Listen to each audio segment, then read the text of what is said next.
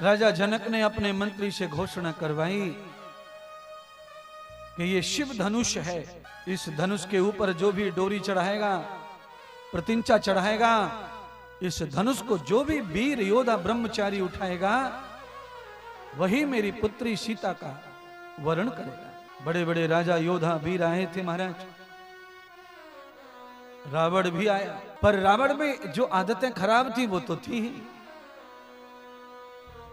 मंत्री ने जैसे घोषणा की, संदेश दिया कि जो प्रतिंचा चढ़ाएगा, तो रावण ने यह नहीं सोचा कि क्रम से जाना है, कि कैसे जाना है, जिसका नाम लिया जाएगा उसे जाना है ना। रावण खड़ा हो गया और रावण ने कहा, हे जनक, मैं जब जहां हाजिर हूं, जहां मैं होता हूं, वहां पर किसी की औकात नहीं जो सीता के बारे में सोच सके।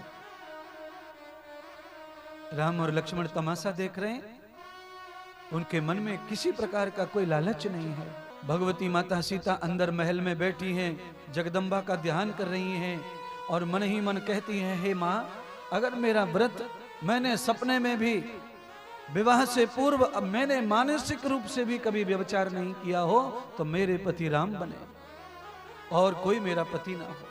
रावण वैसे तो शिवजी का शिष्य था, पर रावण ने शिवजी के धनुष को उठाने के लिए तनक भी यह निश्चय नहीं किया कि ये मेरे गुरुवर का स्पर्श किया हुआ धनुष है, मेरे लिए ये भी भगवान की तरह होता है, मुझे इसको पूजना चाहिए, प्रणाम करना चाहिए, शिवजी से आशीर्वाद लेना चाहिए। नहीं, अहंकार के बल में गया और धनुष को यूं उठाने के लिए हाथ अंदर घुस लिए।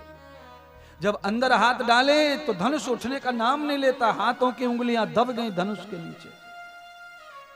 माता पार्वती धनुष में आके बैठ गई।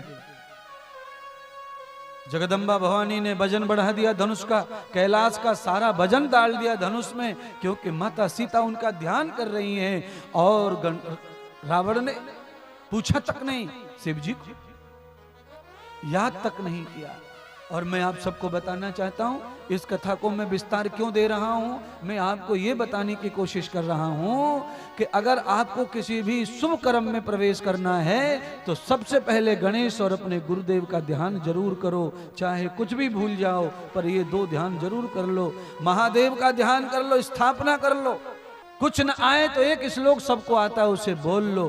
गुरुर ब्रह्मा गुरुर विष्णु गुरुर्देवो महेश्वर गुरुर साक्षात परम ब्रह्म तस्मै श्री गुरुवे नमः। इसमें सब समाधान हो जाता है, ये सबका समाधान कर दो। कुछ न आए तो, और हमको कुछ नहीं आता, इसीलिए हम आचार्य को बुलाते हैं, उनको दक्षिणा देते हैं, तनख्वाह देते हैं, पैसा देते हैं, उनकी इच्छा पूरी करते हैं, वस्त्र देते हैं, भोजन देते हैं, पैर छू के सम्मान देते हैं। क्योंकि जो चीज हमें विधि में, विज्ञान में न आए, वो हमें आचार्य के द्वारा करनी चाहिए। क्योंकि विज्ञान ऐसा नहीं है जो भावना से पूरा हो जाएगा। अगर बल्ब बनाना है तो उसके लिए भावना नहीं, उसके लिए विज्ञान ही, सिद्धांत ही चाहिए, वो उसी से पूरा होगा। भगवान शिव जी माता पार्वती को कह रहे हैं, देवी, रावण कितना अहंकारी और मूर्ख हो गया है। रावण को यह लाज नहीं है कि वो जगत माता से, अपनी माता से, माता की माता से विवाह करना चाहता है। अभंगम न कृतमूल जाता स्वरूपम। आदमी की जब बुद्धि भ्रष्ट हो जाती है तो उसे कोई भी सुंदर औरत माता लगती नहीं है।